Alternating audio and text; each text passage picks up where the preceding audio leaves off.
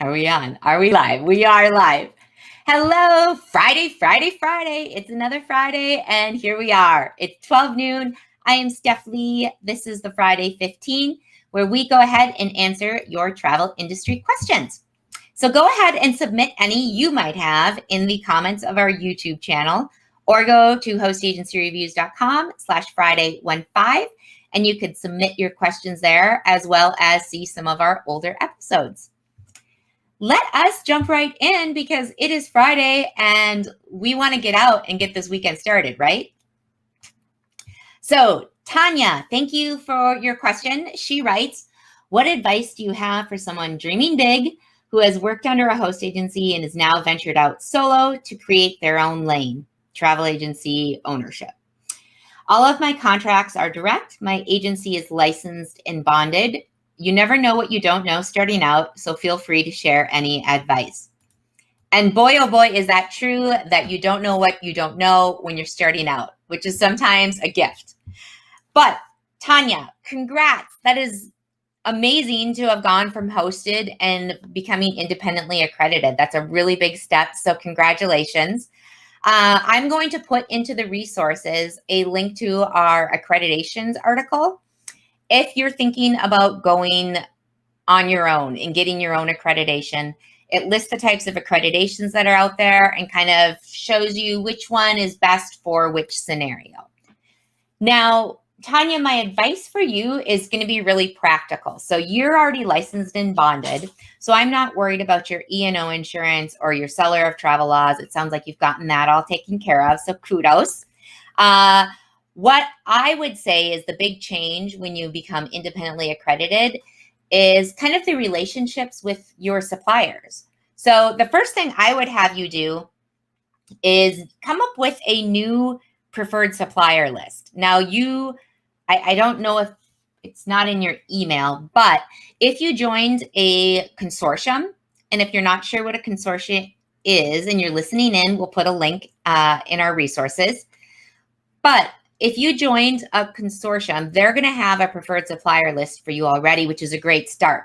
But that is way too big for your agency. You will want to narrow that down. So oftentimes consortia will have multiple suppliers or vendors for mid-market Mexico and the Caribbean, or for a mid-market cruise, or for luxury Europe.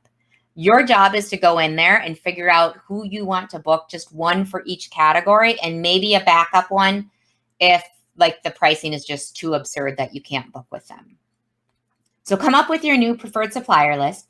And the reason we're doing this is because when you're hosted, you are coming from an agency with hundreds of millions of dollars in sales, which equates to the top level commissions with most vendors. When you go out on your own, it's exciting, but the bummer is you're usually starting at the lowest tier for most vendors when it comes to commissions. So what we want to do is be very strategic and kind of maximize our commissions by having you choose specific preferreds and pushing all your money towards them. Because that means you're going to bump up to that next tier of commissions a lot quicker than if you were spreading it and not being strategic about your preferred suppliers. So that's the first thing you're going to do.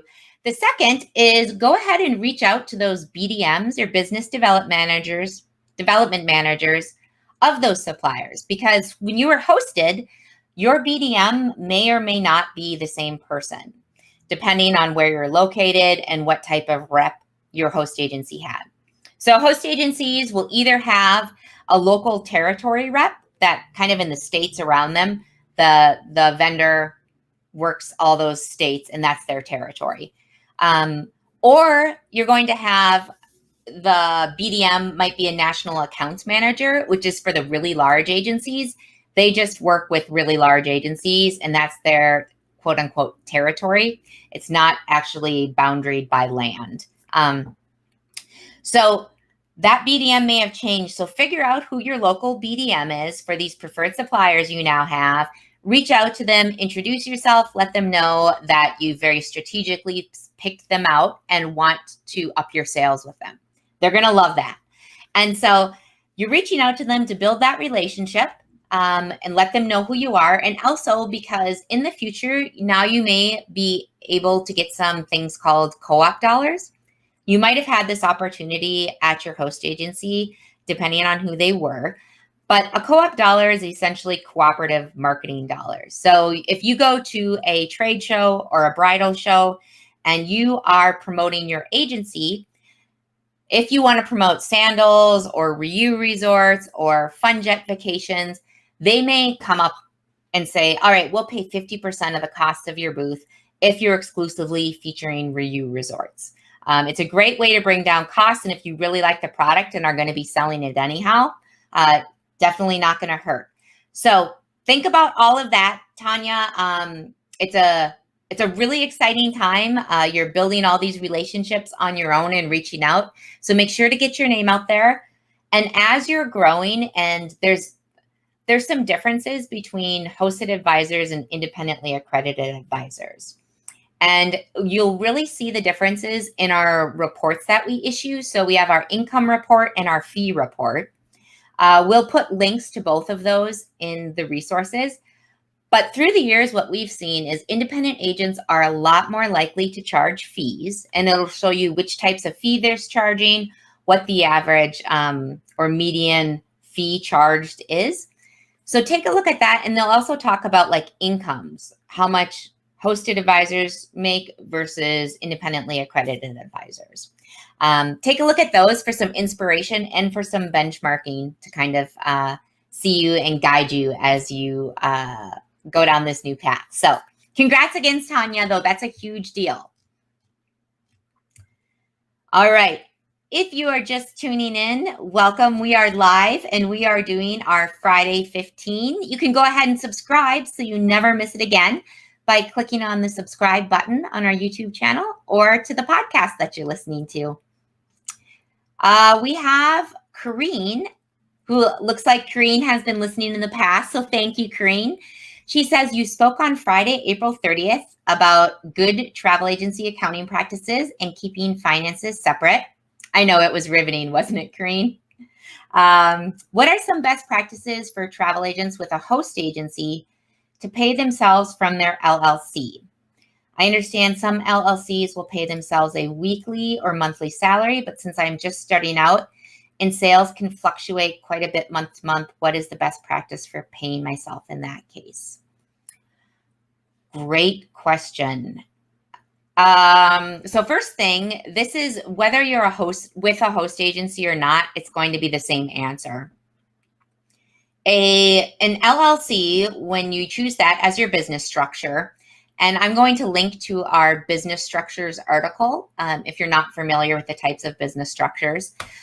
But when you sign up for an LLC, you're looking for that personal liability protection, which you get, but there's actually like subtypes of LLCs. The first one is called a single member LLC, and that's what a lot of travel agencies start out as. The compensation that you're getting is pretty much any money above and beyond your expenses at the end of the year is considered your profit. So you don't get a paycheck and you don't have a salary the way you did when you were an employee. So with what you're saying, the challenge for a lot of people when they were starting out is, you know, commissions come in randomly and they come in months and months after you do your sales. So it's really difficult to do budgeting when you first start out. So I would say, Kareen, especially for your first year or two, until your commissions have kind of flattened out and you know what to expect on a regular basis, you know that as a general rule, you're going to make a minimum of $40,000 every year. Until that starts happening, go through your expenses, your personal expenses, and figure out how much you need every month to pay your bills, to pay your mortgage, to have money for groceries, and to have like extra spending money. Whatever that money is, you're going to pay yourself every month. Now, if you're just starting out, you may not be able to take anything technically from the business bank account. But as the money starts coming in, I would encourage you to take that money out every month, whatever your expenses are, so that you're not tempted to over withdraw or forget about what's in your business bank account. There's a great book too I would recommend reading, and I'll link to it in the resources. I read it when I first started HAR because I was having the same problem, since all of my money comes in pretty much over the course of like 3 months of the year. And then it's just a dry spell. And I was good at budgeting, but I was like, how does this work? And the book is called The Freelancer's Money Book, something along those lines. And it's just a fabulous resource. So check that out too, Corrine. I just checked it out from the local library, and it was really helped me out. Now, I said there's 2 types of LLCs. So the second type is what's called an S-Corp. And the S-Corp is very similar to what you were used to in the fact that you're actually going to be an employee. And S-Corps don't really make sense until you're making quite a bit of money at your agency. And the reason is because you're paying yourself a payroll, which means you have to do payroll taxes, and there's just a lot more costs and expenses that come with it. And for the tax implications to pay themselves off, you have to be making, I would say, like $50,000 or $60,000 from your agency before you start looking at an S-Corp. But if you're doing an S-Corp, then you're just paying the employee every month. You're paying them a salary. And the important thing for paying out that salary is it needs to be what the IRS deems as a quote unquote reasonable salary. And that's really important because they can get you and make you pay back taxes if you've been like not paying yourself very much, underpaying yourself to try to make it around some tax loopholes. So I would use HAR's travel agent income surveys, or let me, I'm going to share my screen, and I'm just going to Host Agency Reviews, and I'm going to type in up in the search field, how much do travel agents make? And that pulls up our article that goes over kind of income and salary. And if we scroll down, there's an employees only section. And now you're an employee of your agency again as an S-Corp, remember that. So you want to pay yourself a reasonable salary. So you need to have data to back that up. So check out this section, and you can see there's a bunch of data here on how much travel agent employees make. You can see that 18% of them make $60,000 plus, but you could conceivably pay yourself less than $24,000 because that's what 37% of people reported on the Travel Institute's employee data. So go in there and take a look at it if you are an S-Corp, and come up with that reasonable salary that the IRS is looking for. And again, it's important to keep up with that just because of auditing reasons. You want to make sure you have proof and data backing up why you're paying yourself that much. Let's see. And our final question for the day. Actually, you know what? We are 13 minutes in, and my final question is on travel MLMs, or multi-level marketing agencies. But I have a lot to say about the pyramid schemes, and that is not going to fit in 2 minutes, or probably even like 7 minutes. So I might just hold off on that until next week. But I would love for you to send in any questions. If you've got some, go ahead and go to hostagencyreviews.com/Friday15. If you found this helpful, don't forget to subscribe. We do this every week at 12 Central Time. And keep an eye out too, because we are launching, as I said earlier, in June, our travel agent survey. ASTA recently used some of the data when they were filing the legal brief for the no sale order. A lot of suppliers look at that data to try to figure out the hosted and the independently accredited market and how to approach it. So it's really important to have voices all across the industry heard, and all the information and the reports that we push out afterwards are provided free of charge to the travel agent community. Everyone can go in there and benefit from that data. So we'd love to have you involved with it. Keep an eye out. It'll be launching June 1st. So that is all. We have reached 15 minutes. I'm actually under for, I think, the first time ever. We will see you next Friday. Have a wonderful weekend.